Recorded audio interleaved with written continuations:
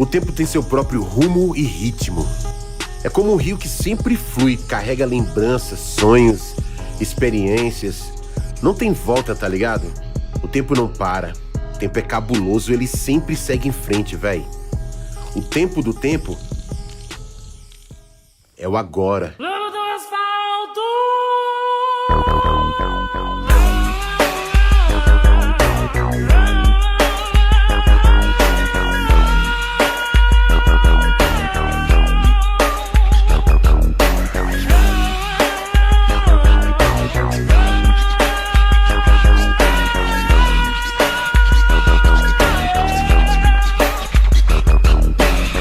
Aquele Opala tá na minha mira, modelo 71, dentro dele malandro se cria, rebaixado. Eu venho de uma família onde meu pai, muito ligado à música sertaneja, tocava acordeon, sanfona. Uma parada muito importante foi entender o lado musical do meu pai, né? Onde os irmãos tocavam baixo, violão. A gente se envolveu com a música sertaneja, claro, ainda mais a gente pivete, sempre... Você tem muito aquela parada, né, de tá se espelhando no que teu pai tá fazendo e tal, então isso era um curso natural da coisa, né? O Jamaica, por exemplo, meu irmão, ele começou a se envolver com o lado da sanfona, tá ligado? Eu e minha irmã, a gente cantava, né? Cantava as músicas sertanejas da época, aquela coisa toda. E uma outra influência que foi muito forte, foi muito legal, foi ter estudado no SESI de Taguatinga. Lá eu tive uma experiência muito boa com o coral do SESI, né? A música sertaneja, o coral, aquela coisa toda, isso tudo me trouxe uma experiência muito boa que eu uso até hoje, cara.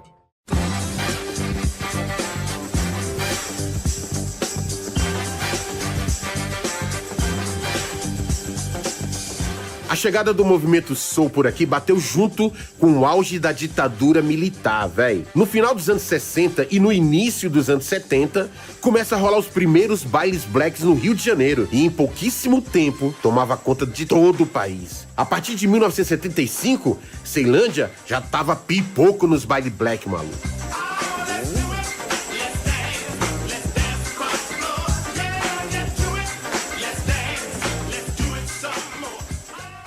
Então, como que eu entrei no movimento hip hop, tá ligado? A gente veio da cultura do funk e do soul, né, cara? Isso aí, década de 70. Eu saio daquele processo de viver aquelas coisas com meu pai e tal. E aí essa cultura black foi chegando. Eu lembro muito, mano, assim, da gente estar curtindo... Porque isso rolava nas rádios, né? Então rolava muito funk, rolava muito soul. Muita música, melhor do skate, África Bambata, One Way, Grandmaster Flash, Kool D, Houdini.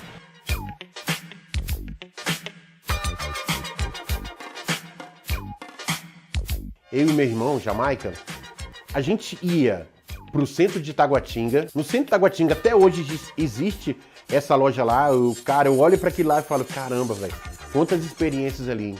Era Discodil. Lá na Discodil existiam umas cabines de som, onde a gente pegava o vinil, levava pra cabine de som e você ouvia, pra ver se ia levar, se não ia levar, aquela coisa toda. A gente devia estar com 12 anos, 13 anos. Eu e Jamaica, a gente ia pra Discodil e olhava as capas dos vinil, só capa louca. A Negritude, os negão, a gente começou a ver lá Brass Construction, a gente via Curtis Blow, a gente via várias situações, vários caras que a gente não conhecia, mas a gente pegava o vinil, ia pra dentro da cabine e começava a curtir as músicas. Aí em 82, o que acontece, mano? Um chegado nosso, onde a gente morava, que era lá na QNF 10, em Taguatinga, ele viaja pro Rio de Janeiro, tá ligado? E volta. Ele traz uma música que mudou todo o processo nosso. Quando a gente ouviu aquele som, fala, cara, que som é esse, velho? Porque não tinha nada a ver. Não tinha nada a ver mais com os funks e com os souls. Ele traz o som Planet Rock.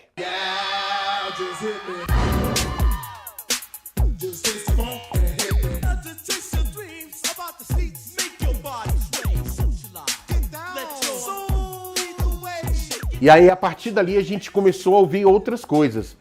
Músicas da época que estavam chegando, sem saber o que era o hip hop.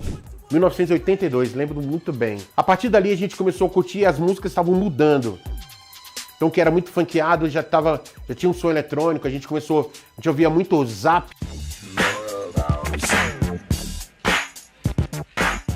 O Zap foi mudando o estilão do som e já chegou cheio de vocoder e pá, aquela coisa. Tinha um programa de rádio que se chamava Atlântida, que rolava na Atlântida. Atlântida FM, era a rádio, né? Daqui a pouco o cara fala assim, ó, Esse é o novo som que está pipocando nos Estados Unidos, é o novo ritmo. Esse é o hip hop. Caramba, ouvindo hip hop? O som que rolava eu lembro exatamente. O cara rolou Run DMC Rock Box.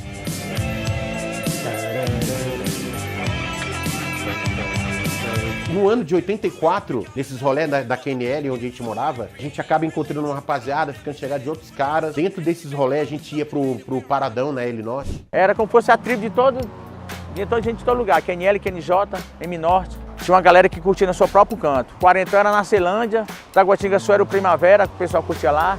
Que sempre recebia bailes da Furacão 2000, né? E tinha a equipe de som residente, que era a Sarro Disco Show. E era dividido, né? A equipe de som, que era aqui na KNL, a Sarro aqui, e a Power Escodense no Quarentão. Tá? E cada um curtindo a sua cidade. Era bom, não tinha tecnologia, nós dava ficha telefônica no orelhão para ligar sabendo daquelas festas, andar no ônibus da Alvorada, andar de pé. E era assim mesmo, não tinha carro.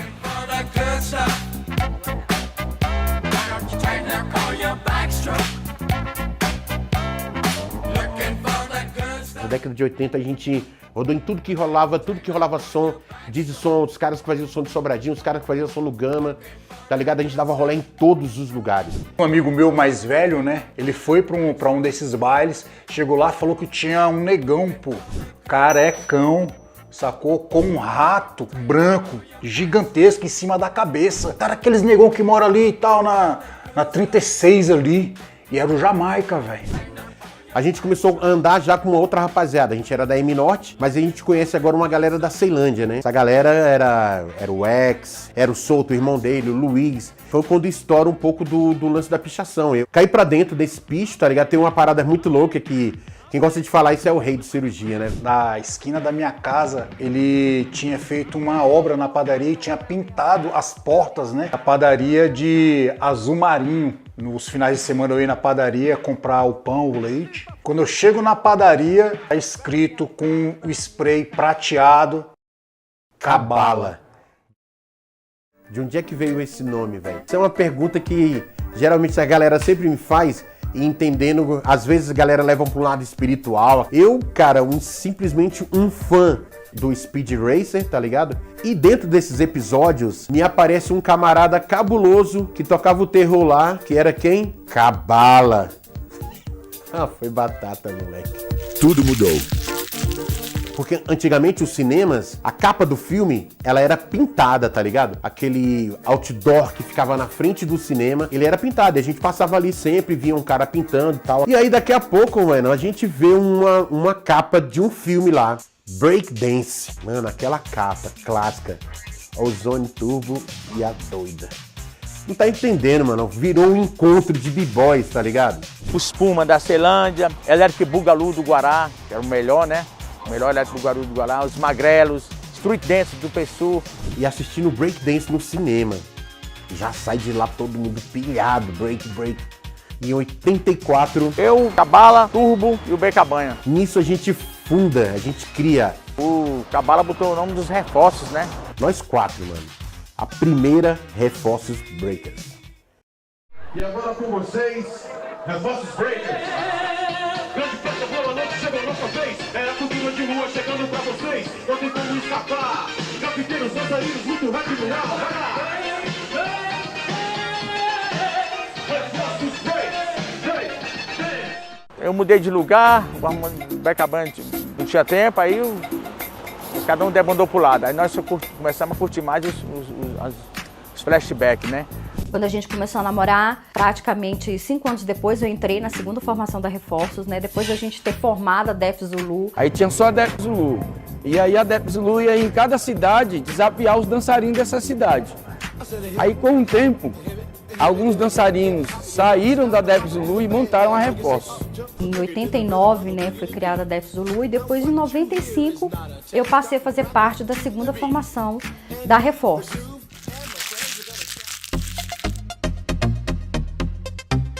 Mas já que a Reforços durou muito pouco, chegou a hora de voltar, tá ligado?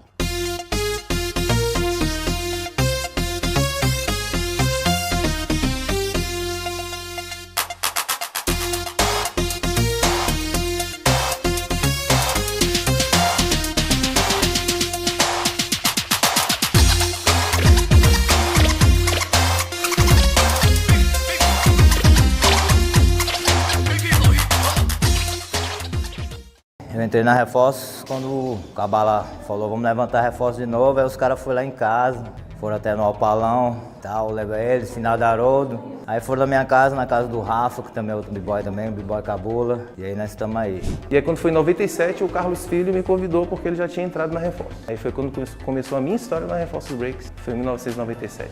Aí tinha um movimento no Conjunto Nacional, aí colava todo mundo, todos os satélites, todos os DF satélites lá nesse encontro. O Cabala me viu lá e perguntou se eu queria entrar na Reforços, fez o convite pra mim. Aí eu aceitei na hora, né, o Reforços, Cabala, mano.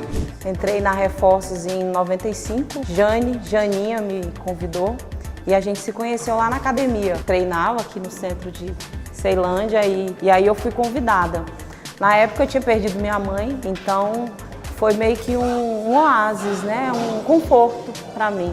Aí entrei na Reforços em 95, a convidado da Jane, o Riva, que eu conheci o Riva quando tinha uns lazeres lá no Gama, que ele era parte do Best B-Boys, né? Ele cantava rap, ele tinha muito lazer no Gama, eu dançava, era professor de dança, junto com o Steve.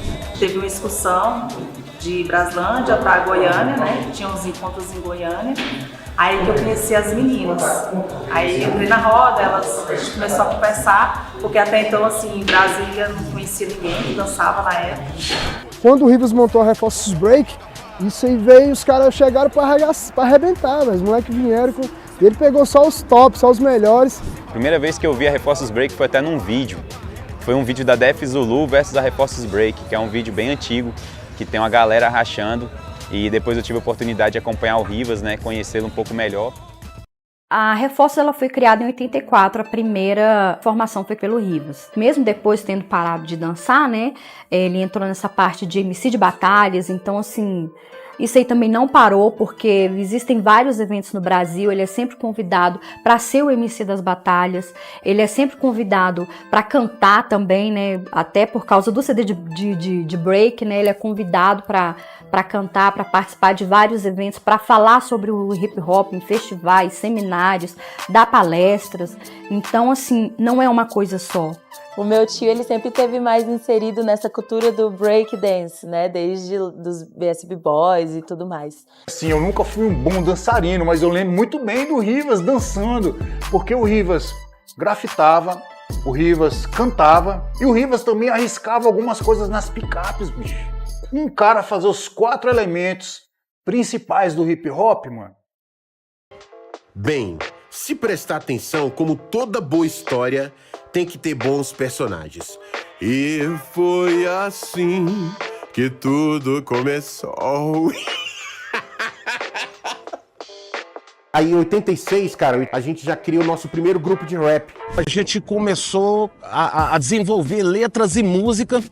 E, pô, tem que botar um nome, cara. Pô, Brasília, BSB, são B-Boys e tal. BSB Boys, tá ligado, velho? Que aí a gente dançava break, cantava rap. A gente começa primeiro com Calaco, Cabala e Jamaica. O rap que tocava muito aqui no DF eram os magrelos, né? Então os magrelos eram os que estavam em evidência nessa época. Na época do BSB Boys. Teve um encontro no Gilbertinho, onde foi em 86, o pessoal fala que foi o início, né? O marco zero, vamos dizer assim, porque foi pela primeira vez onde os magrelos cantaram no lugar público, o Jamaica, né? E já tinha o Best Boy nessa época, né? Eu e o Jamaica já estávamos juntos e o Jamaica me apresentou esse trabalho que eles estavam fazendo de rap. E eu fiquei impressionada com aquilo, porque era um rap que ninguém fazia.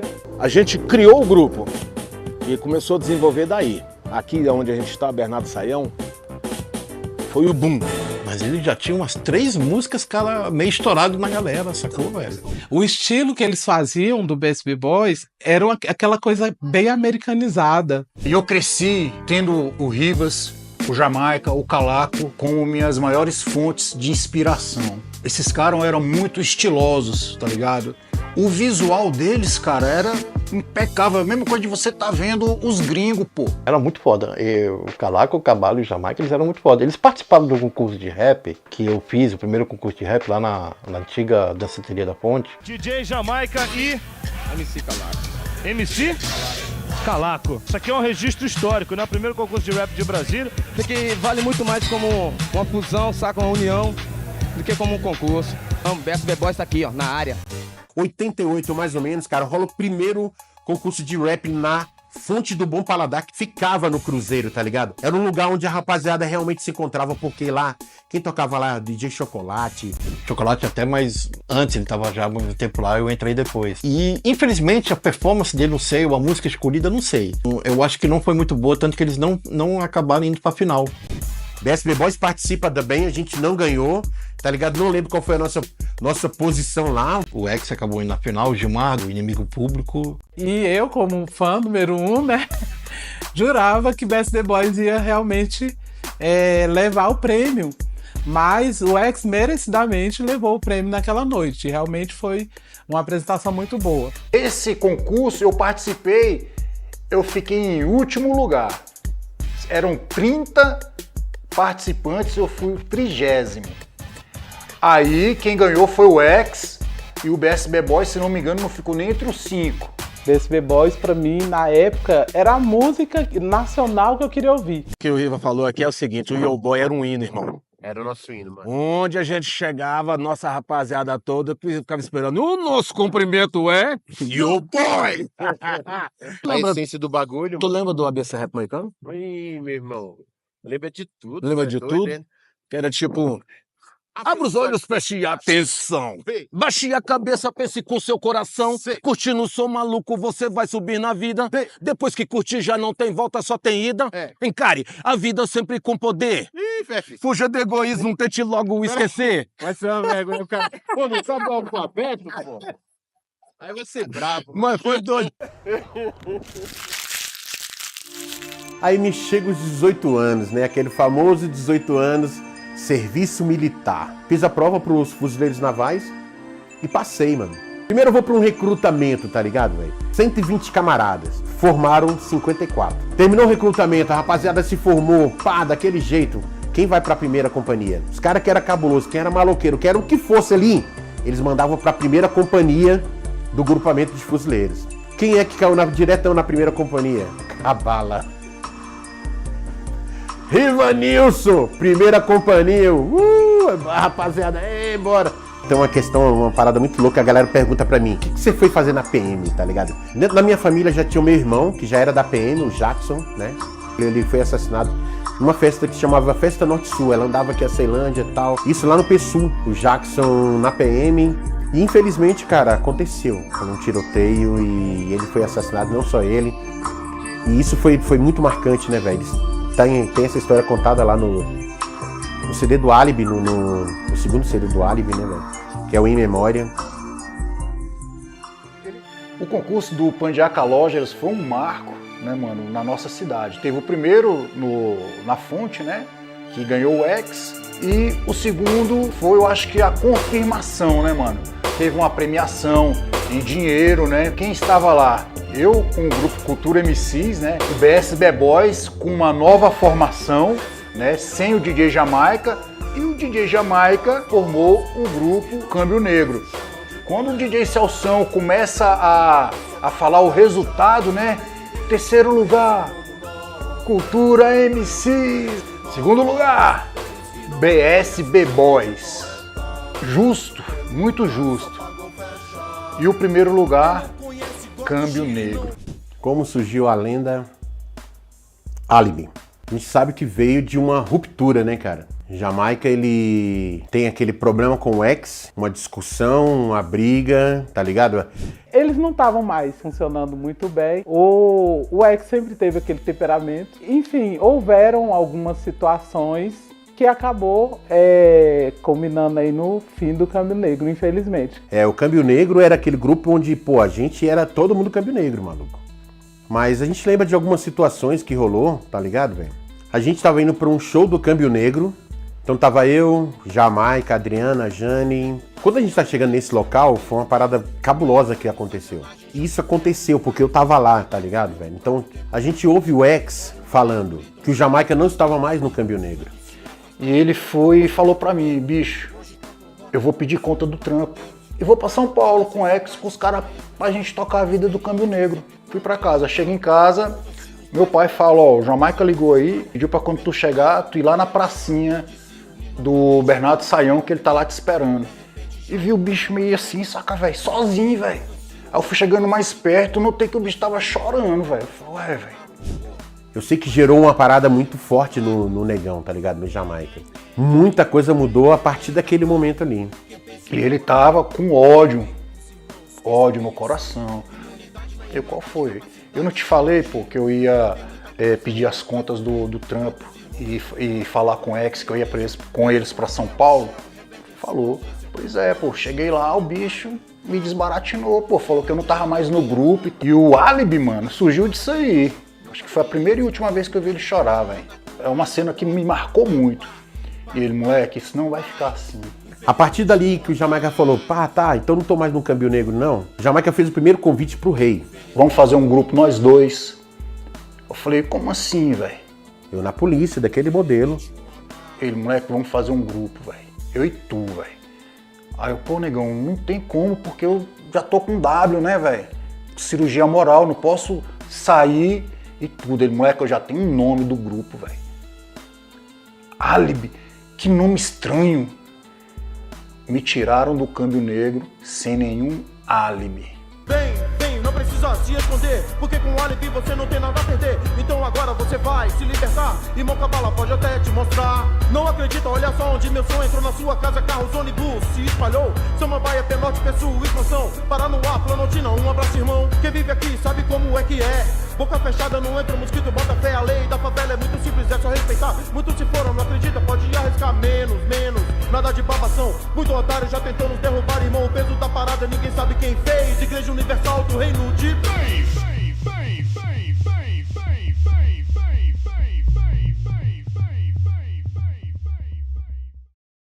Álibi. Era um nome que não tinha nada a ver com a cena. Quando eu saio da polícia militar e entro no Álibi, eu e meu irmão, DJ Jamaica, o que rola, velho? Você vai pegar todos os nomes, Câmbio Negro, Cirurgia Moral, Desacato Verbal, Código Penal, você vai vendo, são nomes compostos, você só tinha isso. E dentro da mente dele funcionava assim, eu falei, demorou, é álibi, maluco, álibi. Dificuldade, a galera pra entender o nome álibi era brabo. Chamava alibi, eu não falava o nome certo, era uma palavra que não tava no vocabulário da rapaziada, tá ligado? Álibi. Se o Senhor é meu pastor e nada me faltará, dê minha droga, meu Deus, para que hoje eu possa usar. Não deixe que falte por dia em minha cabeça uma viagem. Às vezes eu vejo irmãos, não sei se é de rocha ou uma miragem. Aprendi na rua o que não devia e não consigo parar. O Senhor inventou a noite e não sabe como controlar. E aí quando aquela galera chega e fala, mano, você tá ficando doido, velho, como é que você vai fazer isso, velho? Vai sair da PM, vai pra um negócio que não tem estabilidade, tal. Aquela conversa eu falei, mãe, velho, a parada é isso daqui. E pá, sai fora da PM. Então às vezes a galera confunde esse time, né? Pensa assim, pô, o bicho era da PM e cantava dentro do álibi. Muito pelo contrário, eu saí da PM, mano, pra poder entrar no álibi. O som que a galera queria ouvir era o que o álibi tava fazendo, entendeu? Muito inspirado em Los Angeles, claro, né? West Coast. Cara, eu gostava dessas da Chaparral, tinha muita música, Chaparral, muito legal a música, muito boa. Essa coisa do som chamado som de Brasília. A gente colocou os graves no som. Jamaica pirado por grave, mano. A gente pirado por grave. Chega no Rafa, a gente quer um grave, mano. O som do DF que se espalhou pro Brasil e pro mundo, que era essa coisa do grave. O divisor de águas ali no meio do rap, até porque, pra mim, o grave manda tudo na música, né? O álibi, na verdade, foi o que instaurou, o que instituiu o grave dentro do rap nacional. O álibi foi um desses caras. Eu conheço muitos. A Ellen do Atitude Feminina começou a cantar rap por causa do álibi. Ouvi o álibi, escondido, porque a mãe falava que isso era música de marginal, né? Eu não tinha nem noção de quem era álibi, de quem era Jamaica, de quem era Rivas. Eu lembro que eu cheguei na escola um dia e aí um amigo meu falou: "Você é filha do Jamaica?" Eu, sim. Eu acho que o que é mais grandioso nessa parada do trampo do meu pai, né, como artista, eu acho que as pessoas se conectam com ele muito fácil. Ele prende a atenção das pessoas e é muito doido porque andando na rua com meu pai ele é parado o tempo inteiro. Com meu tio, então a galera dá um salve pelas 4 áreas. Pelo CD de break que ele fez, lembra do álibi, sacou? A parte de grafite também mexe muito com a galera, então a gente sempre é parado com a galera dando um salve sobre o trampo dele. Nunca Nunca imaginei que ia ser o que foi. O sucesso que foi, a loucura que foi, o engajamento que foi, como se diz hoje em dia, mas do jeito que se espalhou pelo Brasil inteiro. Isso é uma coisa que eu não imaginava, acho que nem eles imaginavam. Pô, quando eu vi o disco dos caras lá, meu irmão, aquele disco lá, mas saiu doido demais, aí eu falei, caralho, velho. Era pra mim estar nessa. Hoje em dia eu escuto, eu vejo muita... Como é que eu posso explicar? É muita essência, sabe? Porque, na realidade, para uma árvore ela ter galhos, teve que ter uma estrutura, uma raiz ali embaixo.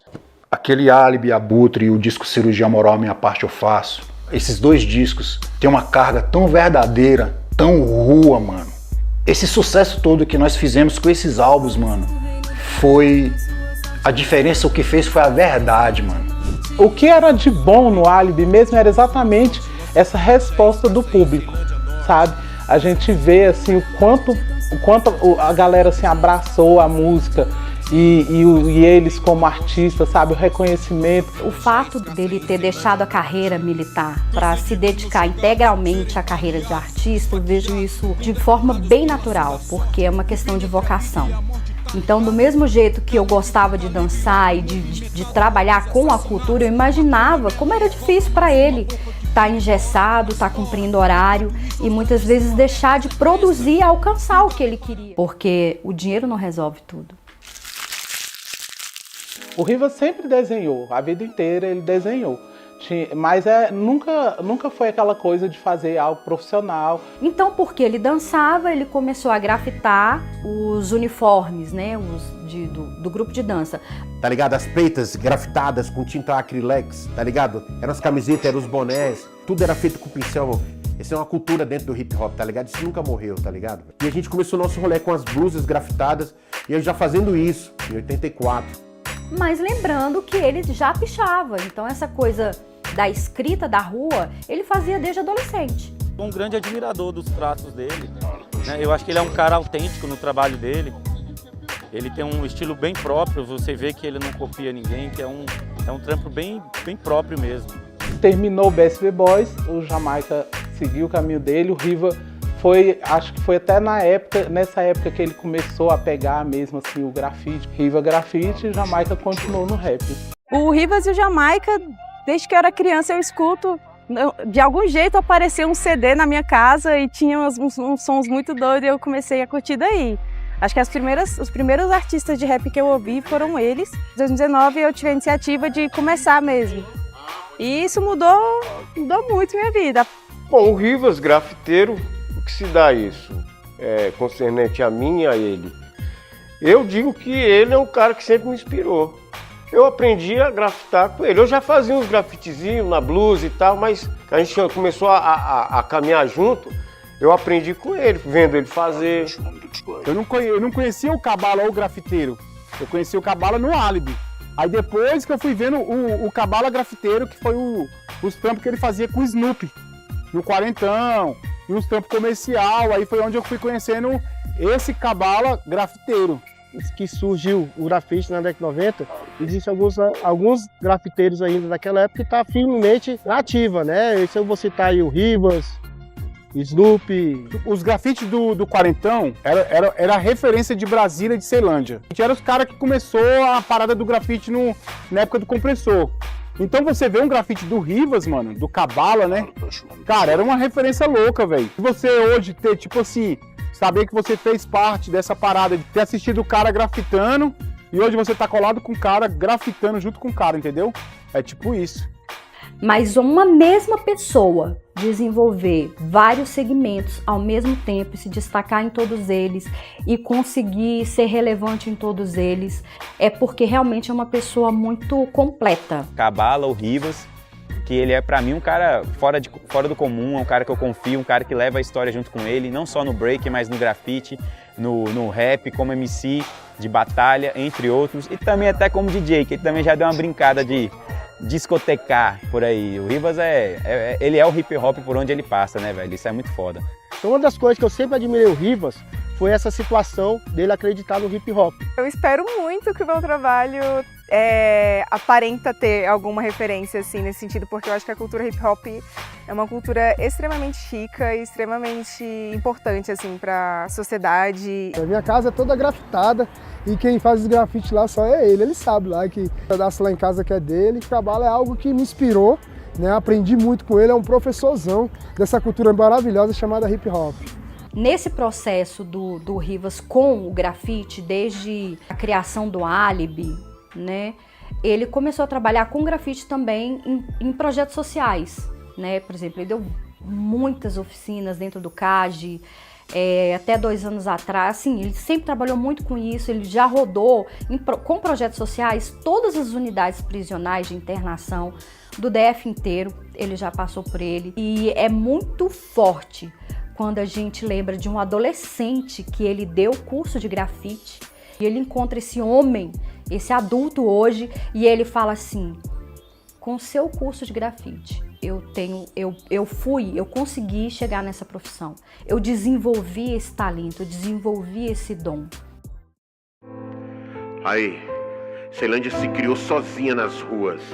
Bom, cara, quando o Jamaica decidiu sair do Alibi, cara, era o meu sonho entrar no Alibi. Eu via eu cantando dentro do Alibi. E quando de repente eu entrei. Mas aí Deus tem outro plano.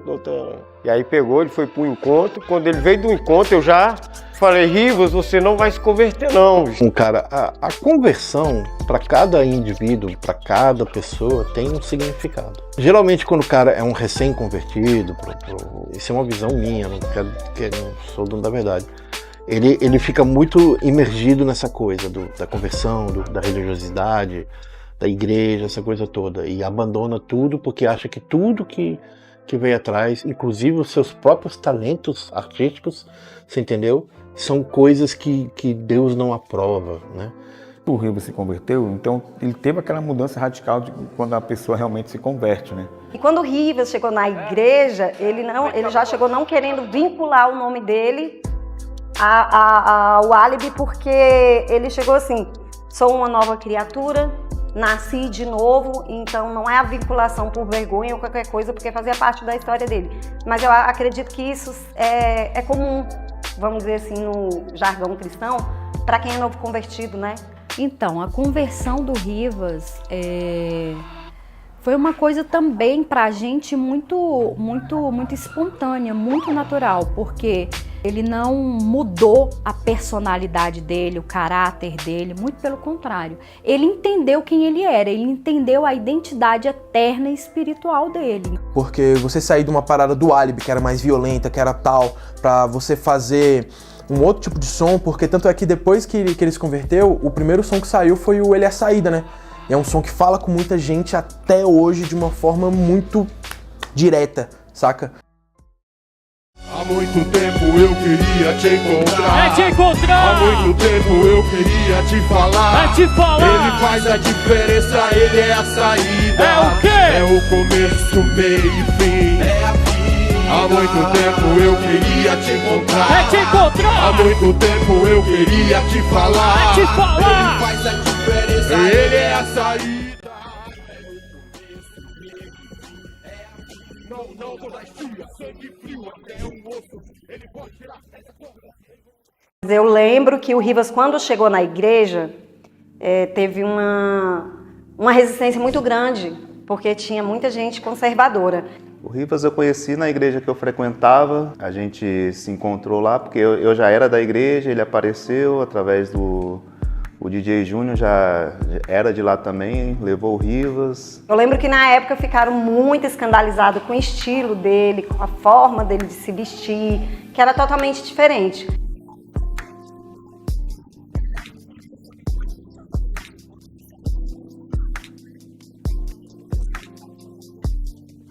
Quando o Rivas chegou na Bethel foi uma mudança de paradigma muito grande, porque era uma coisa muito mais tradicional, congregacional, como é que é o termo chamado. E, inclusive, o louvor, que era muito tradicional na época também, o Rivas já chegou ganhando espaço, porque ele veio daquela forma genuína, meigo, amigo, carinhoso, e sem interesse nenhum de ser um músico, apesar de já ser no passado, mas chegou como uma pessoa completamente anônima, querendo ficar ali no cantinho dele, mas ele tem um brilho próprio que ainda que ele não queira, ele brilha onde ele chega. Eu sou esse cara que chega chegando, respeita a quebrada, sustenta no flow. Como é que pode? Prepara o sacode, cê pensa que é forte e o vento levou. Brasília, Lago Sul, Ceilândia, Norte, Sol nascente.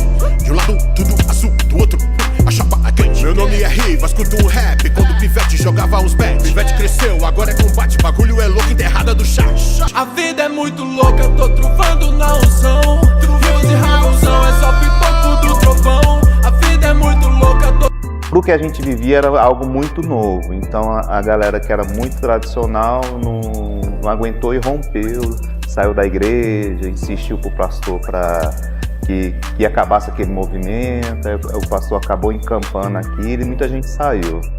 Teve um momento de crise assim na chegada. E talvez esse tenha sido um dos maiores desafios do Rivas até hoje, em sempre querer ficar, às vezes, mais quieto, porque, querendo ou não, muitas vezes não era para existir, mas no meio evangélico acontece, às vezes, do brilho dele ofuscar outras pessoas que veem isso como uma competição, e não é. Os jovens realmente precisam.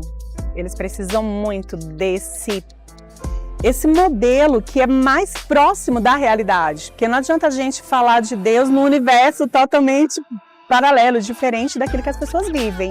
E o Rivas, ele veio para trazer para a realidade, né, dessa galera jovem, do público do hip hop, do rap. E isso foi um boom. Sem querer nada em troca. E esse estilo dele, hip hop, com essas roupas mais largadas, que pra mim era normal pelo lugar que eu vim. Mas quando eu cheguei na igreja, eu achei estranho. Porque era um tal de terno, gravata, e todo mundo tinha que andar, né? Que a gente reconhecia os evangélicos pelo jeito de andar na época, que o choque maior não foi só a chegada dele e o estilo dele, mas como as pessoas se reconheceram nele e abraçaram a ideia. E como cresceu isso dentro da igreja, inclusive os jovens eram poucos e lotou a igreja. A igreja simplesmente lotou, o culto de jovens era vazio, tinha no máximo 4, 5 jovens. Os cultos de jovens no sábado era mais lotado que o domingo, porque as pessoas se sentiam à vontade porque se identificavam com ele. Olhava pra ele e falava, esse cara sou eu. No meio da noite o frio é mais intenso. No meio da areia ninguém firma ponto. No meio da rua é quando tamo em casa. E o começo da história é o que ninguém conta. E o que ninguém vê é o que mais interessa. E o valioso eu vi no rosto de quem não tem. E no meu brilho cê não bota preço. Desde o começo, não é segredo pra ninguém. Que nós quer mais dar de 100, já que a nossa história cê não pode apagar. Não é segredo pra ninguém. Que nós sempre vai além, mas se tentar brecar, cê sabe o que vai rolar. Não é segredo pra ninguém. Nós lutar, gladiar, uma vida de guerra. Um cenário real, diferente das telas. Nascido do conflito, não sou refém de opinião. E tudo isso não. Sucesso mesmo é ter sossego. Mudar de vida, mas nunca mudar meu jeito. Entrar na loja sem ter que perguntar preço. Lá no final não.